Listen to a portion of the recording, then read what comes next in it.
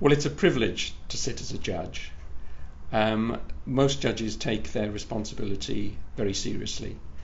And at the end of the day, what we're trying to do is to be fair to the parties that appear before us and to make things better. That often is very difficult to achieve, but that's the goal, and that's what we set out to do.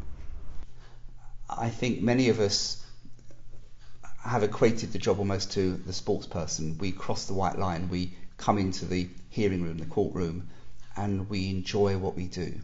We feel like we're making a difference for those that are in front of us. Obviously, it's said we can only please 50% of those who appear in front of us, although sometimes there are compromises that we can guide people through to. Behind the white line, there are challenges. We have seen resources diminished, we have seen staff cuts. So they are issues we have to deal with on a day-to-day basis.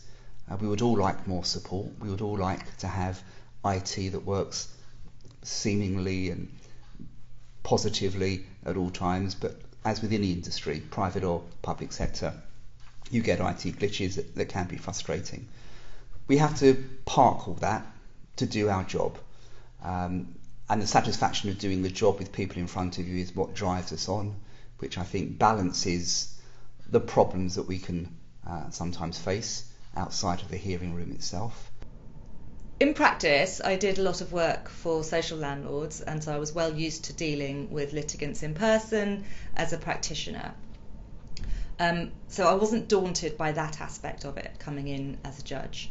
But what I have found, which has surprised me about myself, is a sense of duty about doing the work, particularly the public law work involving children. These decisions are incredibly important and change people's lives. It can be for good. There's obviously always the worry that I might make it worse. But although I find it difficult and challenging, I have really found a sense that it's so important that I never feel, why am I going into work today? It's really, rewarding is the wrong word, but I have a sense that what I'm doing is important for the people involved and for society as a whole, to ensure that there is a forum for these decisions to be made. I think one of the real qualities of this role is the opportunity to see how your decisions alter people's lives permanently.